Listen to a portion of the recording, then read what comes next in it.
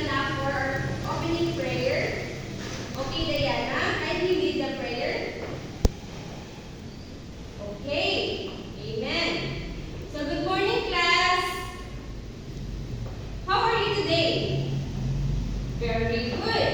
So before you take your seat, kindly pick up some pieces of paper and arrange your chairs properly.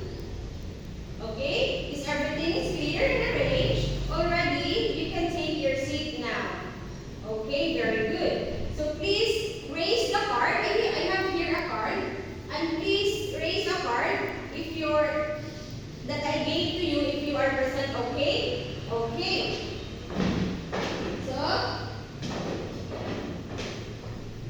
please pass your assignment class forward. Okay, very good. So this morning, we are going to identify the uses and tools, equipment in household services. And it is important, here, and it is important to identify the uses and tools and equipment in household services because it makes the work easier in cleaning the household services. So before we will start, I have here the objectives. So let us all identify the uses and different tools and equipment in household services. So next is, I have here a pictures. I have here a pictures.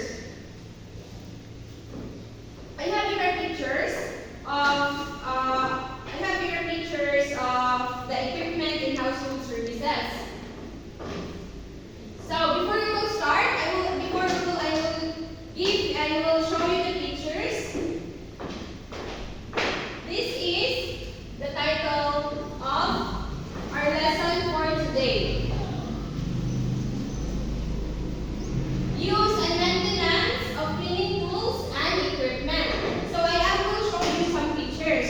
So do you know this class? It is the detergent. And this is a dishcloth. And next is, what we call this? Broom. This is a broom. And next, this is a floor buffer. And this is a sponge. Di ba magamit ang minani class kung ka nang maghugas na o plato, di ba? Then next is the vacuum cleaner. And lastly,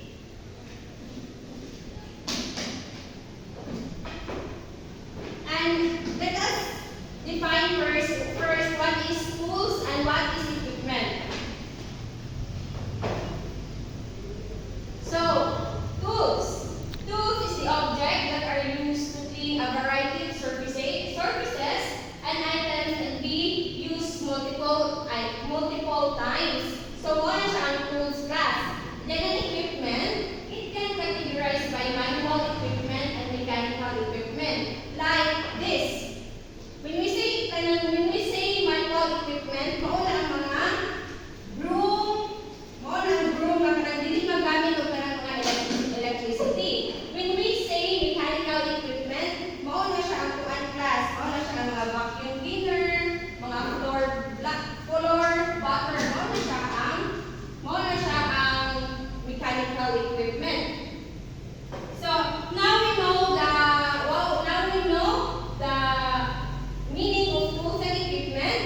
This time, I am going to identify the uses and tools and equipment in cleaning and household services.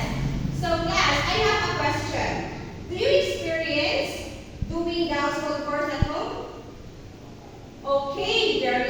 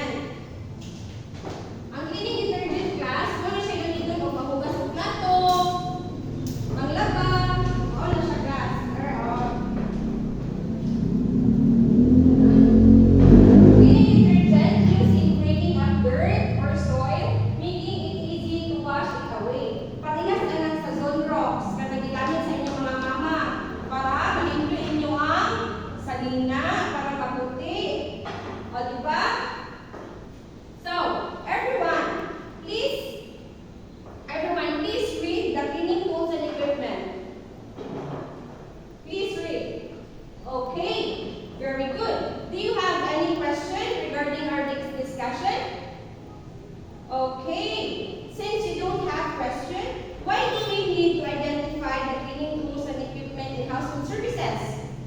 Yes, Jenny.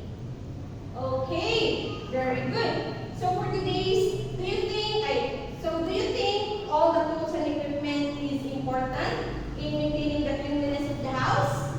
Importante ba ang mga cleaning tools para malimpyo ang balay? Yes, very good, Micah. So for today's activity, you will be grouped into three and identify the picture puzzle here. I will group you for today's activity. You will be grouped into yourself into three. Identify the puzzle picture. Then after you assemble the picture, place the pictures in the board. So I will give you an envelope which have a picture puzzle. So after you assemble the puzzle, you will place it on the board. Okay, class? Okay, very good. So next. So directions. So I have here another activity. Okay, kindly read Laura May. Okay, directions.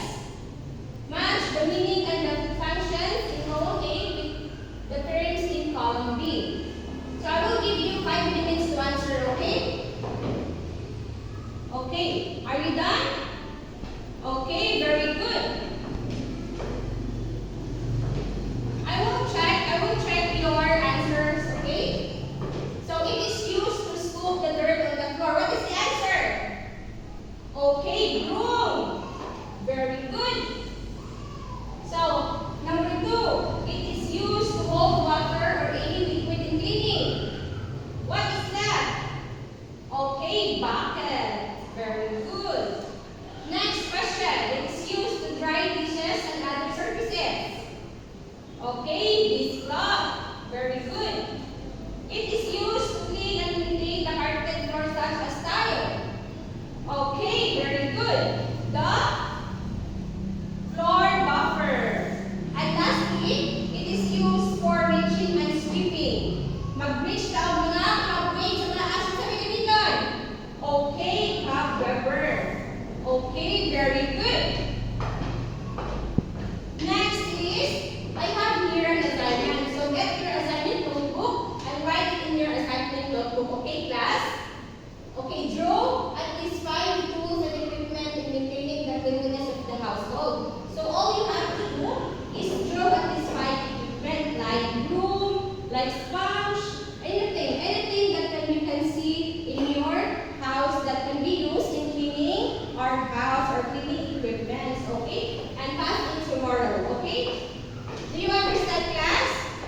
Okay, very good. So let us all stand up for our prayer. Okay, Jessa, can you lead us the prayer? Okay, amen. So, goodbye, class. See you next